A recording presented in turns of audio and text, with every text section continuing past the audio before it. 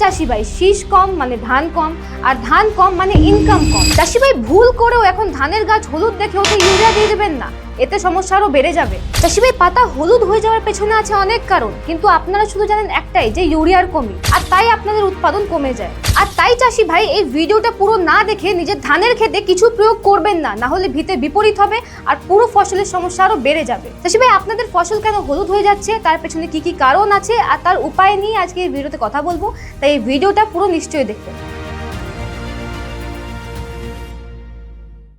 নমস্কার বাংলা, কাটানি বাংলা ইউটিউব চ্যানেলে আপনাদের অনেক অনেক স্বাগত। চাষি ভাই আপনারা হয়তো ধান জানুয়ারি থেকে ফেব্রুয়ারি মাসের মধ্যে লাগিয়েছেন, আর এটা হচ্ছে এখন এপ্রিল, মানে আপনার ধানের বয়স 50 থেকে 70 দিনের মাঝে কোথাও একটা আছে। আর এই সময় সব থেকে বড় সমস্যা যেটা দেখা যায় সেটা হচ্ছে পাতা বা গাছ হলুদ হয়ে যাওয়া। আর তাই চাষি ভাই এই সময় এই সমস্যা দেখে যে কোনো ভুল ভালো ওষুধ প্রয়োগ করলে ওর ডাইরেক্ট প্রভাব পড়বে আপনার মূল উৎপাদনে। কারণ চাষি ভাই এই সময়, যে সময় আপনার ধান এখন দাঁড়িয়ে আছে, এটা ধানের গাছের জন্য খুব ইম্পর্টেন্ট স্টেজ, কারণ আর কিছুদিন পর আপনার ধানের গাছে শীষ গঠনের প্রক্রিয়া শুরু হবে। আর তাই যদি এই সময় আপনার গাছ ঠিকমতো পোষণ না পায়, তাহলে আপনার গাছে শীষ গঠনের সমস্যা হবে, আর আবার সেই শীষের মধ্যেও দানা ঠিকমতো ভরবে না। আর চাষি ভাই শীষ কম মানে ধান কম, আর ধান কম মানে ইনকাম কম। তাই চাষি ভাই এই সময়ের গাছের বিশেষ খেয়াল রাখতেই হবে, কোনো ভুল করলে একদমই চলবে না। কিন্তু এখানে একটা কথা আছে যেটার খেয়াল বেশিরভাগ চাষিরাই রাখে না। বেশিরভাগ চাষিরাই ভাবে যে ধানের গাছ হলুদ হয়ে গেছে, যাও আর ইউরিয়া দিয়ে দাও। কিন্তু চাষি ভাই এরকম হয় না। ধান যখন লাগিয়েছেন তখন ধানকে বুঝুন, কারণ না বুঝলে প্রতিবারের মতনই ভুল সময় ভুল জিনিস প্রয়োগ করবেন। তাই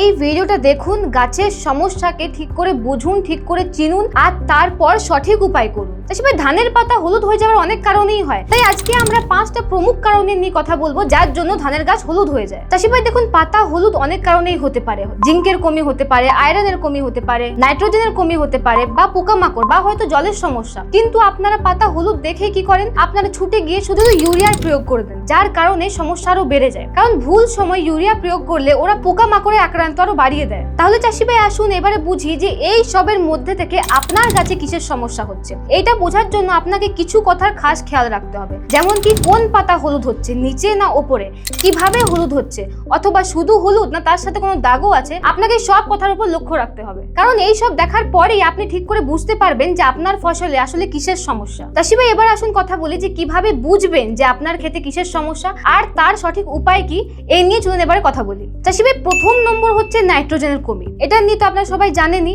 এটা হলে কি হয়, এটা হলে পুরো ক্ষেত একসাথে একইভাবে হালকা সবুজ বা হলুদ হয়ে যায়। চাষি ভাই এই ক্ষেত্রে নতুন না পুরনো পাতা, মানে নিচের দিকের পাতাগুলো আগে হলুদ হয়, আর এর কারণে গাছের গ্রোথও থেমে যায়। চাষি ভাই এটা হওয়ার প্রমুখ দুটো কারণ আছে। প্রথম, এই সময় এমনিতেই নাইট্রোজেনের ডিমান্ড গাছের মধ্যে একটু বেশি থাকে, আর দ্বিতীয় কারণ হচ্ছে যে নাইট্রোজেন আপনারা অ্যাপ্লাই করেছেন, মানে হয়তো বেসেল ডোজে বা প্রথম চাপান বা দ্বিতীয় চাপানের সময় সেই নাইট্রোজেন জলের মধ্যে মিশে গিয়ে মাটির নিচে চলে যায়, আর যার কারণে সেই নাইট্রোজেন গাছ পায় না। আর এই দুটো কারণের জন্যই আপনার গাছ হয়তো এখন হলুদ দেখা যাচ্ছে। চাষি ভাই এই সমস্যার সমাধান আপনারা সবাই জানেন, ইউরিয়া নেই মানে ইউরিয়া দিতে হবে। তাই এই সময় ইউরিয়া অ্যাপ্লাই করবেন, আর যদি পারেন তাহলে নিম কোটেড ইউরিয়া ব্যবহার করবেন, ওটা বেশি ভালো হয়। চাষি ভাই দ্বিতীয় নম্বর হচ্ছে জিঙ্কের কমি।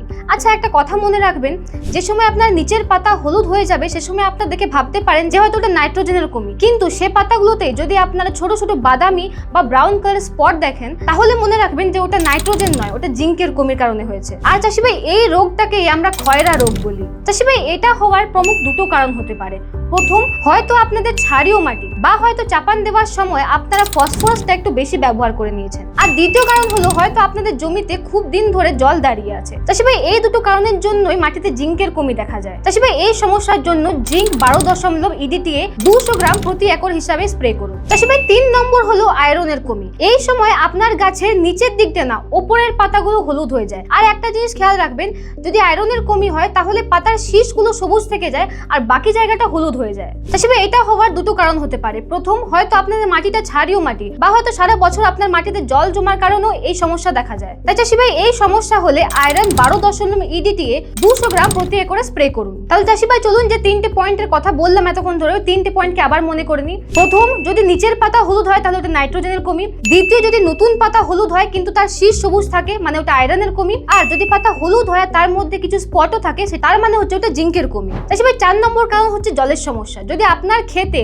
জল বেশি বা কম, মানে পরিমাণ থেকে বেশি বা কম দুটো হলেই আপনার গাছ হলুদ দেখাবে। চাষি ভাই এই ক্ষেত্রে হলুদ হয় খুব ভাবে, মানে এক জায়গায় সবুজ তার পাশের জায়গায় হলুদ এরকম ভাবে। তাই চাষি ভাই এই সমস্যার জন্য কোনো ওষুধ প্রয়োগ করার দরকার নেই। নিজের ক্ষেতে জলের পরিমাণ ঠিক রাখলে এই সমস্যার সমাধান হয়ে যাবে। আপনারা শুধু জলের পরিমাণ 2 থেকে 5 সেন্টিমিটার রাখলে ওরা যথেষ্ট আপনার ধানের ক্ষেতের জন্য। চাষি ভাই 5 নম্বর কারণ হলো পোকা আর রোগের হামলা। চাষি ভাই এরকম দুটো কীট আছে যার হামলার কারণে আপনার পাতা হলুদ হয়ে যায়। প্রথম হচ্ছে তনাছেদক কীট আর দ্বিতীয় হচ্ছে পাতা মোড়ানো। চাষি ভাই তনাছেদক কীট আপনার ধানের গাছের তনার ভেতরে গিয়ে ওর ভেতরের অংশটা খেয়ে নেয়, যার কারণে মাঝের তনাটা খুব কমজোর হয়ে যায়, আর একে আমরা ডেড হার্ট বলি। চাষি ভাই দ্বিতীয় নম্বর হচ্ছে পাতা মোড়ানো কীট। এই কীটগুলো আপনার পাতার ভেতরে গিয়ে বসে থাকে আর তাই আপনার পাতা উপর থেকে মরে যায়। চাষি ভাই দুটো কীটের জন্য আপনার পাতা হলুদ হয়ে যায়। আর তাই চাষি ভাই এই সময় নিজের গাছকে বাঁচাতে হলে এই পোকাকে মারতেই হবে।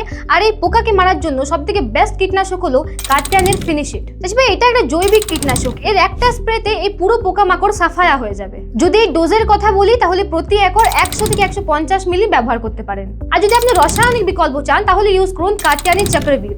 এতে আছে ক্লোরএন্ট্রিপিনল 18.5% SC। এই কীটনাশক সিস্টেমিক আর কন্ট্যাক্ট দুই ভাবেই কাজ করে। আর যদি ডোজের কথা বলি তাহলে প্রতি একর 60 মিলি ব্যবহার করতে পারেন। আর যদি চাষি ভাই রোগের কথা বলি তাহলে এই ধানে একটা প্রমুখ রোগ আছে যার নাম হচ্ছে BLP, মানে ব্যাকটেরিয়াল লিফ ব্লাইট। চাষি ভাই এই সমস্যা হলে কি হয়, পাতার টিপ থেকে মানে আগা থেকে নিচের দিকে হলুদ হওয়া শুরু হয়ে যায়। চাষি ভাই এই ক্ষেত্রে আপনারা কার্টিয়ানি COC 50, যার মধ্যে আছে কপার অক্সিক্লোরাইড, ওর সাথে কেমাইসিন মিক্স করে ব্যবহার করতে পারেন। চাষি ভাই যদি ডোজের কথা বলি তাহলে COC 250 গ্রামের সাথে কেমাইসিন 6 গ্রাম মিক্স করে স্প্রে করতে পারেন। তাহলে চাষি ভাই এই ছিল ওই প্রমুখ 5টি কারণ যার জন্য আপনার ধানের গাছ হলুদ হয়ে যাচ্ছে। চাষি ভাই মনে রাখবেন, ঠিক ট্রিটমেন্ট দিলে 15 দিনের মধ্যেই গাছ সুস্থ আর সবুজ হয়ে যাবে। তাহলে চাষি ভাই আপনাদের যদি আমাদের ভিডিওটা ভালো লেগে থাকে তাহলে একটা লাইক নিশ্চয়ই করবেন, আমাদের চ্যানেলকে সাবস্ক্রাইব করবেন আর কমেন্টে জানান যে আপনাদের ধানের চাষের কি সমস্যা হচ্ছে। দেখা হচ্ছে পরের ভিডিওতে। ধন্যবাদ।